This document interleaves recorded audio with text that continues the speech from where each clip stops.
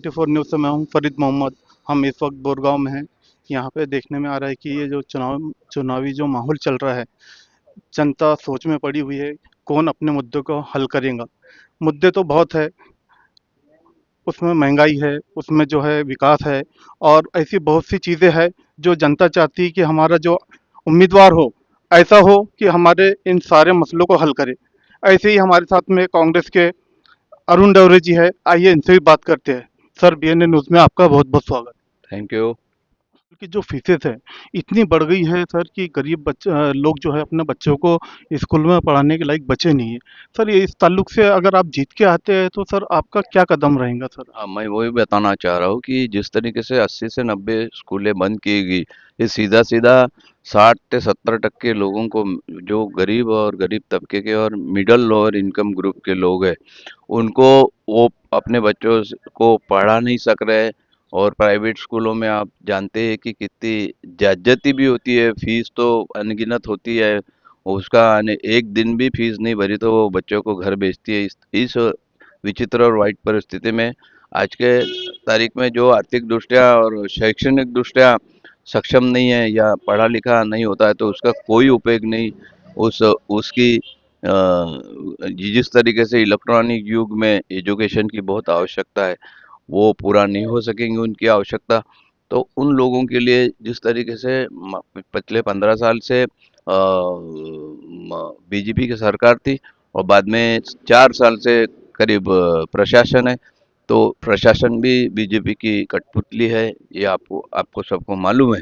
Sir, तो आप ऐसी 3 बार के विनर है, ये तो हाँ, समझ में मैं आता है शिक्षा इस। के बारे में बोलना चाहूँगा जी कि जी, मेरी पहले बोलिए जी। शिक्षा के बारे में मेरा ऐसा है कि मैं जैसा मेरी मिसेस को ये एक बात क्लियर करना चाहूँगा कि ओबीसी महिला होने के कारण जी मेरे जगह मेरे मिसेस को कैंडिडेट बनाया गया, ओबीसी 10 क में।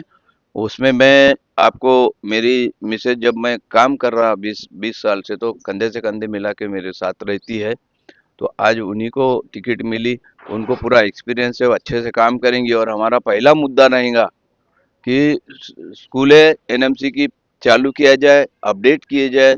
बड़ी बड़ी बड़ी जगह है, वो जगह को रिकंस्ट्रक्शन स्कूलों का किया जाए, और वहाँ पे लोअर इंग्लिश स्कूलें, स्टैंडर्ड स्कूलें खोली जाए, स्टैंडर्ड बनाया जाए, अच्छा अच्छा हाई स्टैंडर्ड की स्कूलें वहाँ बनाया जाए, ताकि लो बच्चे इंग्लिश पढ़ सके। आज इंग्लिश की इंटरनेशनली बहुत ज़रूरत है। और वो स्कूलें, पहला एजेंडा हमारा ये रहेगा कि री opening of school, restart of school NMC. उसमें अगर ये बोलते हैं कि पेमेंट बहुत देना पड़ता, परवड़ता नहीं एनएमसी को, मगर मैं चाहूँगा कि 25,000 30,000 रुपये फिक्स पेमेंट रखिए, चलेगा। लाखों बेरोजगार लोग तैयार है 25 लाख हजार में काम करने को, 30,000 में काम करने को। नागपुर शहर में 25-30 हजार में अच्छी खासी जिंदगी जी सकता है, तो अपने को लाखों टीचर मिलेंगे और हाई क्लास टीचर मिलेंगे। तो स्कूलें इस तरीके से स्टैंडर्डाइज किया जाए ताकि हर घर तक के शिक्षा। 3 बार के विनर रह चुके हैं, ये तो समझ में आता है कि जनता आपको चाहती है, आपका काम अच्छा होगा। सर, अगर अभी आप इलेक्शन में जीतते हैं तो आपका अगला लक्ष्य और क्या होने वाला है? मेरा लक्ष्य ही स्कूलों का लक्ष्य है। और जो दूसरी अत्यंत महत्वपूर्ण, हम टैक्स लेते हैं और उसमें पद्धतशीर बने लिखा रहता है कि सफाई कर। तो हमारे पास जिस तरीके से आउटर क्षेत्र में 10-11 ये क्षेत्र आउटर क्षेत्र आता है प्रभाग, तो उसमें आप पिछले 5-10 साल से जो मेरे हाथों डेवलपमेंट हुआ, तो वो 100 अगर रोड होंगे तो उसके 500 रोड बन गए। बीट 15 साल पहले गिना गया था, बीट मतलब रास्ते की लेंथ और चौड़ाई के हिसाब से सफाई कामगार, एक सफाई कामगार, इस तरीके से गणित रहता है।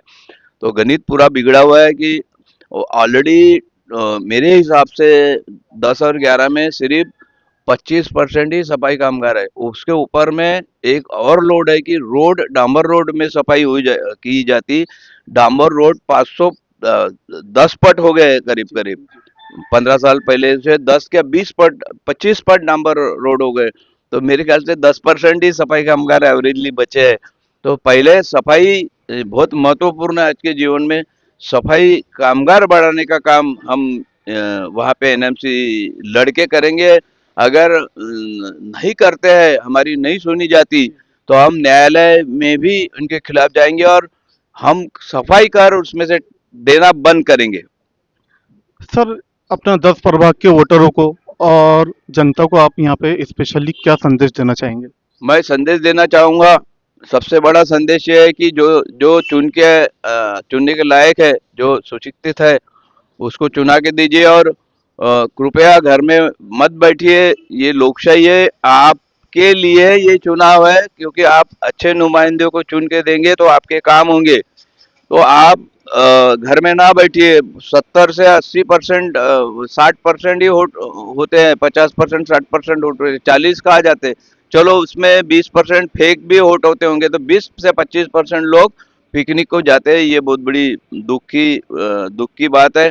आपको लोगों को ये समझना है कि ये चुनाव हमारा सिर्फ नहीं है, आपका भी चुनाव है। जिस तरह से देशव्यापी आर्थिक कमजोरी आम लोगों में हो रही है, जिस तरीके से शिक्षा को बंद किया जा रहा है पद्धतशीरपने प्राइवेटाइजेशन करके, जिस तरीके से सरकारी उपक्रम बेचे जा रहे हैं ताकि नौकरी ना मिले, आम पब्लिक को प्राइवेट में नौकरी अगर दी जाती है तो 10 साल में कब निकाल लेंगे उसकी कोई गारंटी नहीं है। गारंटी रोजगार वहाँ खत्म होने जा रहा है, हो रहा है। और 10 से 15% लोगों को ही देश का पैसा 10 से 15% लोगों के पास जमा होते जा रहा है। 10-20 साल ऐसा ही रहेगा तो बड़ा सामान्य नागरिक के हाल बहुत ही विकट होने वाले हैं। तो मैं लोगों को समझाना चाहूंगा, कौन सी सरकार है, कौन सी पार्टी है, आपको अलर्ट रहना है। आपको आपको आप पढ़े लिखे हो शहर में, आपने अगर सही तरीके से नुमाइंदा चुने नहीं, सही पार्टी को चुने नहीं, तो आपका ही नुकसान है। हम तो आते जाते रहते, 5 साल के रहते। अभी हम बात कर रहे थे अरुण डोरे जी से। यहाँ उनकी बात सुनने के बाद हमें समझ में आया कि उन्हें फ़िक्र है यहाँ के विकास की, यहाँ की जनता की। यहाँ पे जो स्कूलें जो बंद हो रही है, वो बच्चों के लिए जो है फ्यूचर के लिए चिंतामंद है कि ये बच्चों का भविष्य आगे क्या होगा। इसलिए वो सरकारी स्कूलों को दोबारा खोलने की मांग उनकी है, और जिससे गरीब बच्चों को ज़्यादा से ज़्यादा फ़ायदा पहुँचेगा। कैमरामैन सुनील उइके के साथ मैं फरीद मोहम्मद, BNN न्यूज़, नागपुर, महाराष्ट्र।